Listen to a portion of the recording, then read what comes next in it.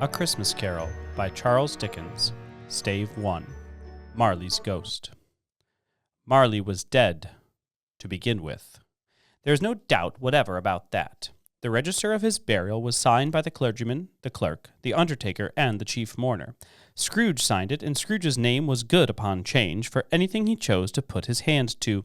Old Marley was as dead as a doornail. Mind, I don't mean to say that I know of my own knowledge what there is particularly dead about a doornail.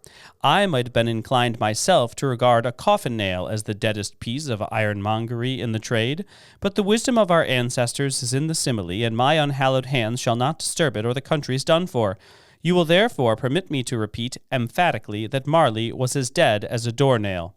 Scrooge knew he was dead?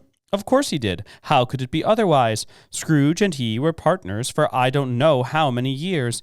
Scrooge was his sole executor, his sole administrator, his sole assign, his sole residuary legatee, his sole friend and sole mourner. And even Scrooge was not so dreadfully cut up by the sad event, but that he was an excellent man of business on the very day of the funeral, and solemnized it with an undoubted bargain.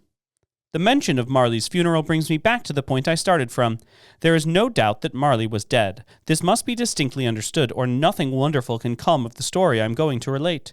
If we were not perfectly convinced that Hamlet's father died before the play began, there would be nothing more remarkable in his taking a stroll at night, in an easterly wind, upon his own ramparts, than there would be in any other middle-aged gentleman rashly turning out after dark in a breezy spot, say St. Paul's churchyard, for instance, literally to astonish his son's weak mind. Scrooge never painted out old Marley's name. There it stood, years afterwards, above the warehouse door, Scrooge and Marley. The firm was known as Scrooge and Marley. Sometimes people new to the business called Scrooge, and sometimes Marley, but he answered to both names. It was all the same to him. Oh, but he was a tight-fisted hand at the grindstone, Scrooge, a squeezing, wrenching, grasping, scraping, clutching, covetous old sinner, hard and sharp as flint from which no steel had ever struck out generous fire, secret and self-contained and solitary as an oyster. The cold within him froze his features, nipped his pointed nose, shriveled his cheek, stiffened his gait, made his eyes red, his thin lips blue, and spoke out shrewdly in his grating voice. A frosty rime was on his head and on his eyebrows and his wiry chin. He carried his own low temperature always about with him. He iced his office in the dog days and didn't thaw at 1 degree at Christmas.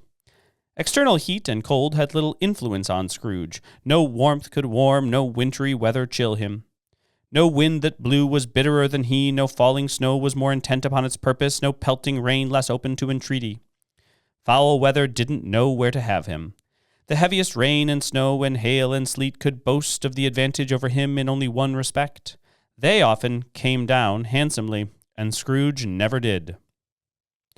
Nobody ever stopped him in the street to say with gladsome looks, "My dear Scrooge, how are you? When will you come to see me?" No beggars implored him to bestow a trifle. No children asked him what it was o'clock. No man or woman ever once in all his life inquired the way to such and such a place of Scrooge. Even the blind men's dogs appeared to know him, and when they saw him coming on, would tug their owners into doorways and up courts, and then would wag their tails as though they said, "No eye at all is better than an evil eye, dark master." But what did Scrooge care? It was the very thing he liked, to edge his way along the crowded paths of life, warning all human sympathy to keep its distance, was what the knowing ones called nuts to Scrooge. Once upon a time, of all the good days in the year on Christmas Eve, old Scrooge sat busy in his counting-house. It was cold, bleak, biting weather, foggy withal, and he could hear the people in the court outside go wheezing up and down, beating their hands upon their breasts and stamping their feet upon the pavement stones to warm them. The city clocks had only just gone 3, but it was quite dark already. It had not been light all day, and candles were flaring in the windows of the neighboring offices like ruddy smears upon the palpable brown air. The fog came pouring in at every chink and keyhole, was so dense without that although the court was of the narrowest, the houses opposite were mere phantoms. To see the dingy cloud come drooping down, obscuring everything, one might have thought that nature lived hard by and was brewing on a large scale. The door to Scrooge's counting-house was open that he might keep his eye upon his clerk, who, in a dismal little cell beyond, a sort of tank, was copying letters. Scrooge had a very small fire, but the clerk's fire was so very much smaller that it looked like one coal. But he couldn't replenish it, for Scrooge kept the coal box in his own room, and so surely as the clerk came in with the shovel, the master predicted that it would be necessary for them to part. Wherefore the clerk put on his white comforter and tried to warm himself at the candle, in which effort, not being a man of a strong imagination, he failed. "A Merry Christmas, Uncle! God save you!" cried a cheerful voice. It was the voice of Scrooge's nephew, who came upon him so quickly that this was the first intimation he had of his approach. "Bah!" said Scrooge. "Humbug!" He had so heated himself with rapid walking in the fog and frost, this nephew of Scrooge's, that he was all in a glow. His face was ruddy and handsome, his eyes sparkled, and his breath smoked again. "Christmas a humbug, Uncle!" said Scrooge's nephew. "You don't mean that, I'm sure." "I do," said Scrooge. "A Merry Christmas. What right have you to be merry? What reason have you to be merry? You're poor enough." "Come, then," returned the nephew gaily. "What right have you to be dismal? What reason have you to be morose? You're rich enough." Scrooge, having no better answer ready on the spur of the moment, said, "Bah!" again, and followed it up with, "Humbug!" "Don't be cross, Uncle," said the nephew. "What else can I be," returned the uncle, "when I live in such a world of fools as this? Merry Christmas! Out upon Merry Christmas! What's Christmas time to you but a time for paying bills without money, a time for finding yourself a year older but not an hour richer, a time for balancing your books and having every item in 'em through a round dozen of months presented dead against you?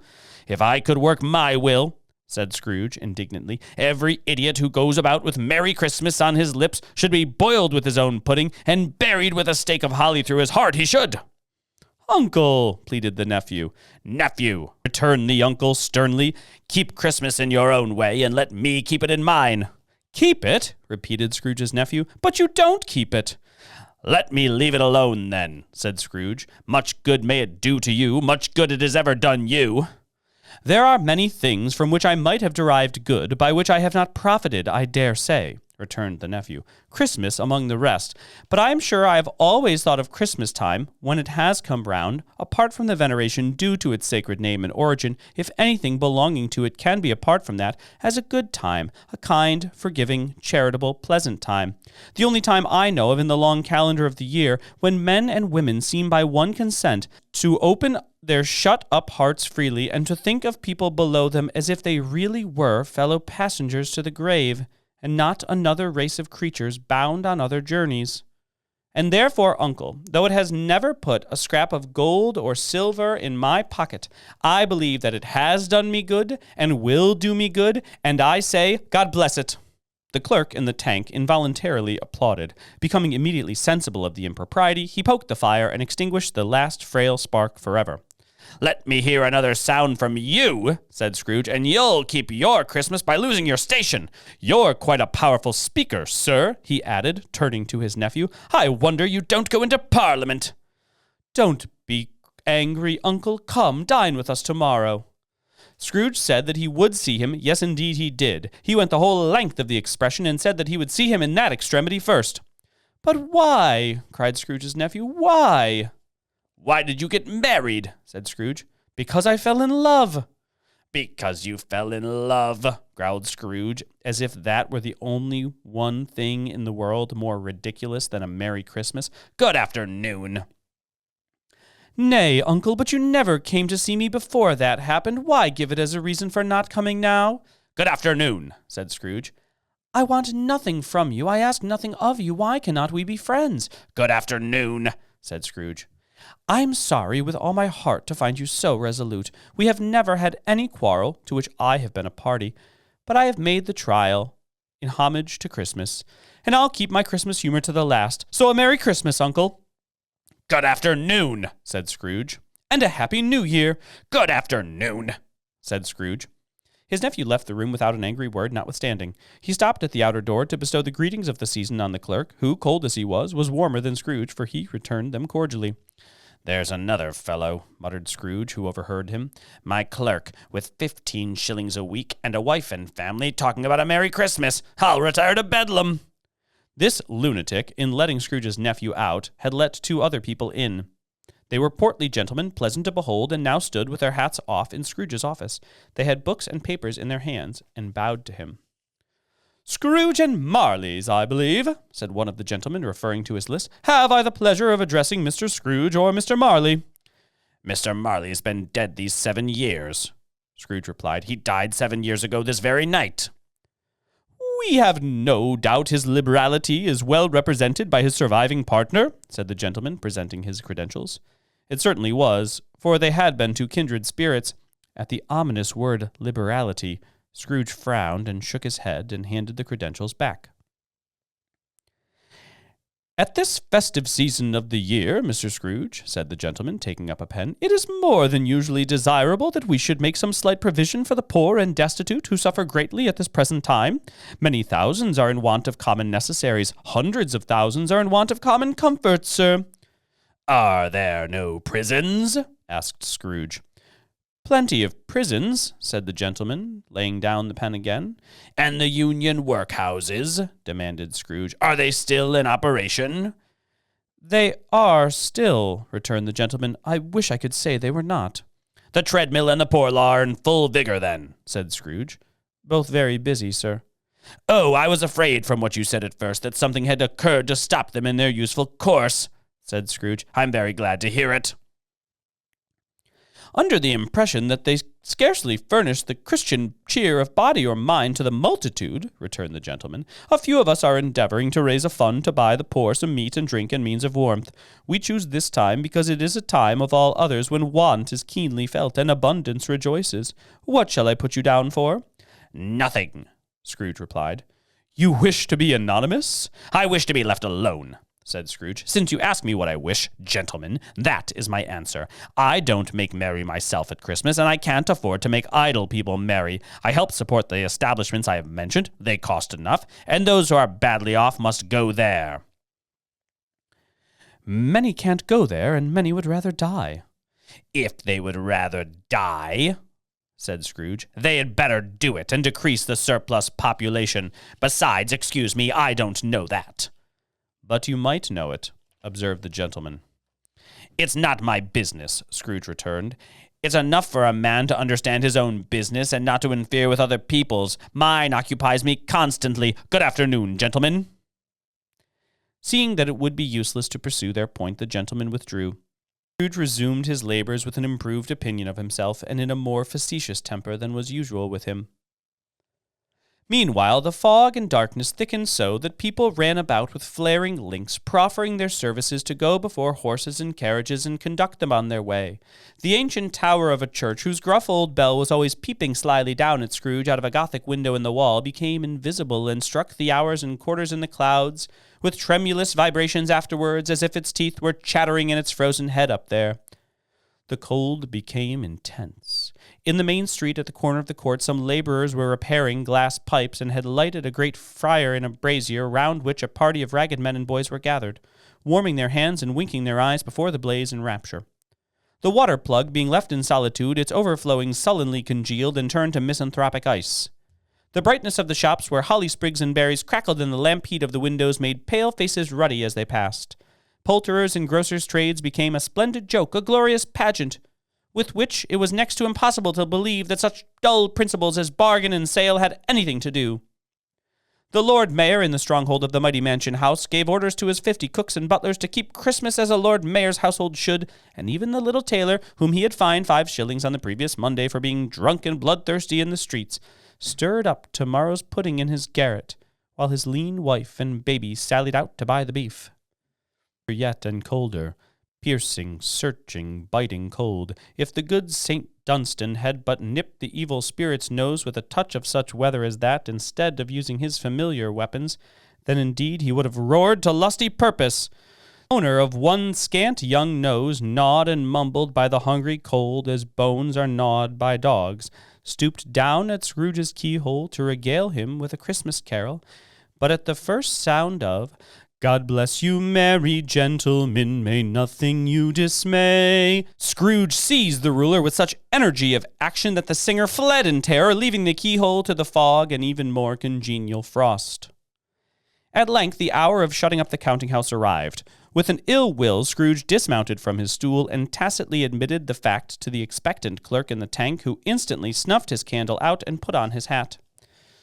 "You'll want all day tomorrow, I suppose," said Scrooge. "If it's quite convenient, sir." "It's not convenient," said Scrooge, "and it's not fair. If I was to stop half a crown for it, you'd think yourself ill-used, I'll be bound." The clerk smiled faintly. "And yet," said Scrooge, "you don't think me ill-used when I pay a day's wages for no work?" The clerk observed that it was only once a year. "A poor excuse for picking a man's pocket every 25th of December," said Scrooge, buttoning his greatcoat to the chin. "But I suppose you must have the whole day. Be here all the earlier next morning." The clerk promised that he would, and Scrooge walked out with a growl. The office was closed in a twinkling, and the clerk, with the long ends of his white comforter dangling below his waist, for he boasted no greatcoat, went down a slide on Cornhill at the end of a lane of boys 20 times in honor of its being Christmas Eve, and then ran home to Camden Town as hard as he could pelt to play at blindman's buff. Scrooge took his melancholy dinner in his usual melancholy tavern, and having read all the newspapers and beguiled the rest of the evening with his banker's book, went home to bed. He lived in chambers which had once belonged to his deceased partner. They were a gloomy suite of rooms in a lowering pile of building up a yard, where it had so little business to be that one could scarcely help fancying it must have run there when it was a young house playing at hide-and-seek with other houses and forgotten the way out again. It was old enough now and dreary enough, for nobody lived in it but Scrooge, the other rooms being all let out as offices. The yard was so dark that even Scrooge, who knew its every stone, was fain to grope with his hands. Fog and frost so hung about the black old gateway of the house that it seemed as if the genius of the weather sat in mournful meditation on the threshold. Now, it is a fact that there was nothing at all particular about the knocker on the door, except that it was very large. It is also a fact that Scrooge had seen it night and morning during his whole residence in that place. Also that Scrooge had as little of what is called fancy about him as any man in the city of London, even including, which is a bold word, the corporation alderman in livery. Let it also be borne in mind that Scrooge had not bestowed one thought on Marley since his last mention of his 7 years dead partner that afternoon. And then let any man explain to me, if he can, how it happened that Scrooge, having his key in the lock of the door, saw in the knocker, without its undergoing any immediate process of change, not a knocker, but Marley's face. Marley's face was not in impenetrable shadow as the other objects in the yard were, but had a dismal light about it like a bad lobster in a dark cellar. It was not angry or ferocious, but looked at Scrooge as Marley used to look, with ghostly spectacles turned up on its ghostly forehead. The hair was curiously stirred, as if by breath or hot air, and though the eyes were wide open, they were perfectly motionless. That and its livid color made it horrible, but its horror seemed to be in spite of the face and beyond its control rather than a part of its own expression. As Scrooge looked fixedly at this phenomenon, it was a knocker again. To say that he was not startled, or that his blood was not conscious of a terrible sensation to which it had been a stranger from infancy, would be untrue. But he put his hand upon the key he had relinquished, turned it sturdily, walked in, and lighted his candle. He did pause with a moment's irresolution before he shut the door, and he did look cautiously behind it first, as if he half expected to be terrified with the sight of Marley's pigtails sticking out into the hall. But there was nothing on the back of the door except the screws and nuts that held the knocker on, so he said, "Pooh-pooh," and closed it with a bang. The sound resonated through the house like thunder. Every room above and every cask in the wine merchant's cellars below appeared to have a separate peal of echoes of its own. Scrooge was not a man to be frightened by echoes. He fastened the door and walked across the hall and up the stairs, slowly too, trimming his candle as he went. You may talk vaguely about driving a coach and six up a good old flight of stairs or through a bad young Act of Parliament, but I mean to say you might have got a hearse up that staircase and taken it broadwise with the splinter bar towards the wall and the door towards the balustrades and done it easy. There was plenty of width for that and room to spare, which is perhaps the reason why Scrooge thought he saw a locomotive hearse going on before him in the gloom. 6 gas lamps out of the street wouldn't have lighted the entry too well, so you may suppose that it was pretty dark with Scrooge's dip. Up Scrooge went, not caring a button for that. Darkness is cheap, and Scrooge liked it. But before he shut his heavy door, he walked through his rooms to see that all was right. He had just enough recollection of the face to desire to do that. Sitting room, bedroom, lumber room, all as they should be. Nobody under the table, nobody under the sofa, a small fire in the grate, spoon and basin ready, and the little saucepan of gruel. Scrooge had a cold in his head upon the hob. Nobody under the bed, nobody in the closet, nobody in his dressing gown, which was hanging up in a suspicious attitude against the wall. Lumber room as usual, old fire guard, old shoes, 2 fish baskets, washing stand on 3 legs, and a poker. Quite satisfied, he closed the door and locked himself in, double-locked himself in, which was not his custom. Thus secured against surprise, he took off his cravat, put on his dressing gown and slippers and his nightcap, and sat down before the fire to take his gruel. It was a very low fire indeed, nothing on such a bitter night. He was obliged to sit close to it and brood over it before he could extract the least sensation of warmth from such a handful of fuel. The fireplace was an old one, built by some Dutch merchant long ago, and paved all round with quaint Dutch tiles designed to illustrate the Scriptures.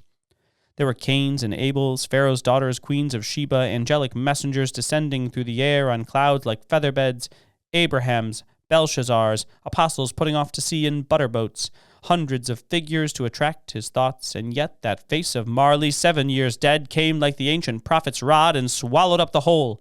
If each smooth tile had been a blank at first with power to shape some picture on its surface from the disjointed fragments of his thoughts, there would have been a copy of old Marley's head on every one. "Humbug," said Scrooge, and walked across the room. After several turns, he sat down again. As he threw his head back in the chair, his glance happened to rest upon a bell, a disused bell that hung in the room and communicated, for some purpose now forgotten, with a chamber in the highest story of the building. It was with great astonishment and with a strange, inexplicable dread that as he looked, he saw this bell begin to swing. It swung so softly in the outset that it scarcely made a sound, but soon it rang out loudly, and so did every bell in the house. This might have lasted half a minute or a minute, but it seemed an hour. The bells ceased as they had begun together.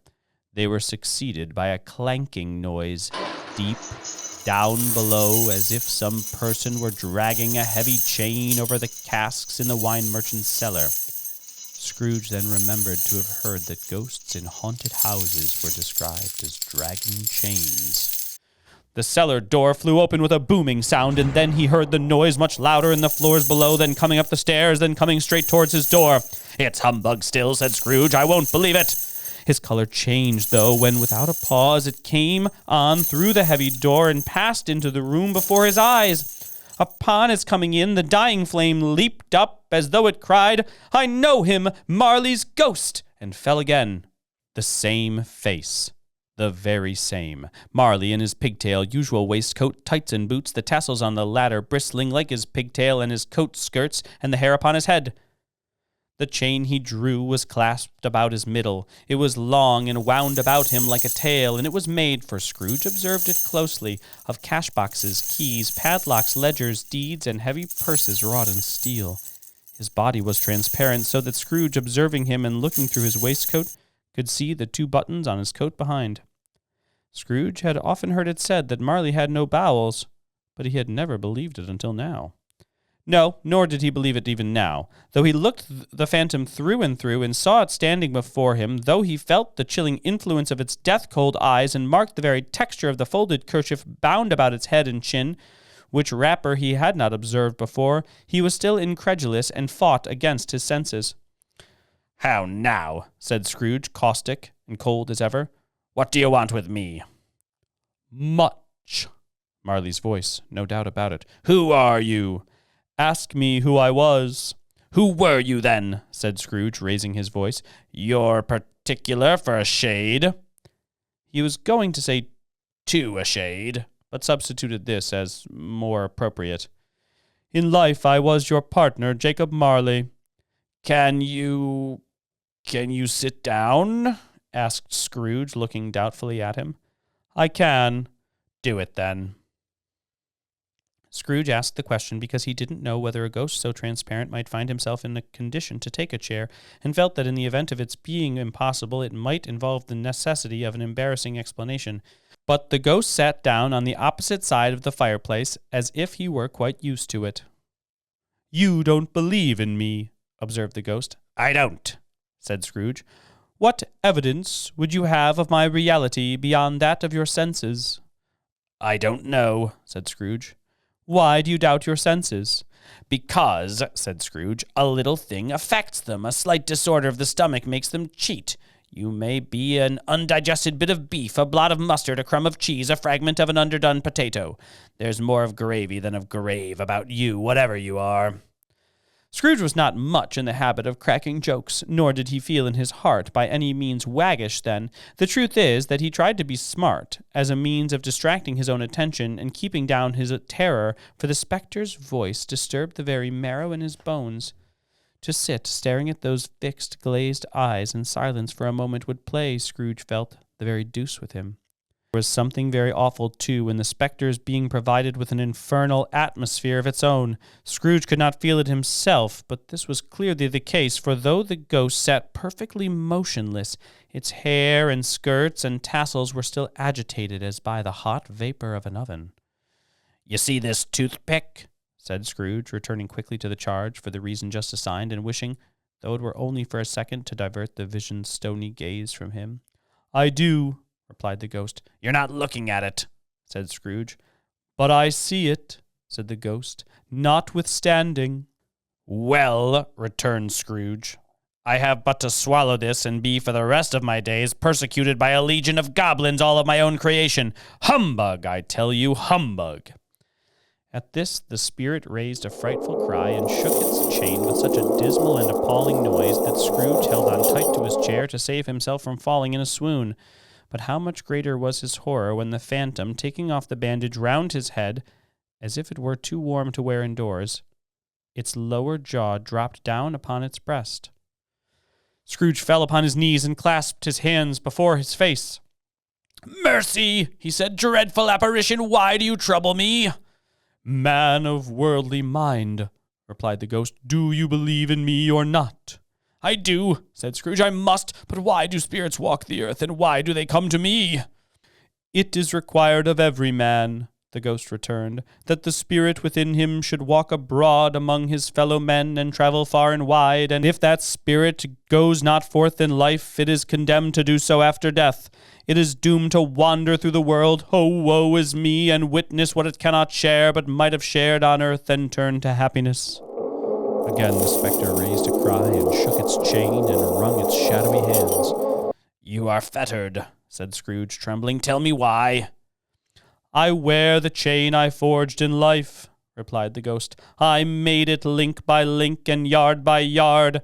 I girded it on of my own free will, and of my own free will I wore it. Is its pattern strange to you?" Scrooge trembled more and more. "Or would you know," pursued the ghost, "the weight and length of the strong coil you bear yourself? It was full as heavy and as long as this 7 Christmas Eves ago. You have labored on it since. It is a ponderous chain." Scrooge glanced about him on the floor in the expectation of finding himself surrounded by some 50 or 60 fathoms of iron cable, but he could see nothing. "Jacob," he said imploringly, "old Jacob Marley, tell me more. Speak comfort to me, Jacob." "I have none to give," the ghost replied. "It comes from other regions, Ebenezer Scrooge, and is conveyed by other ministers to other kinds of men. Nor can I tell you what I would. A very little more is all permitted to me. I cannot rest, I cannot stay, I cannot linger anywhere. My spirit never walked beyond our counting-house. Mark me, in life my spirit never roved beyond the narrow limits of our money-changing hole, and weary journeys lie before me."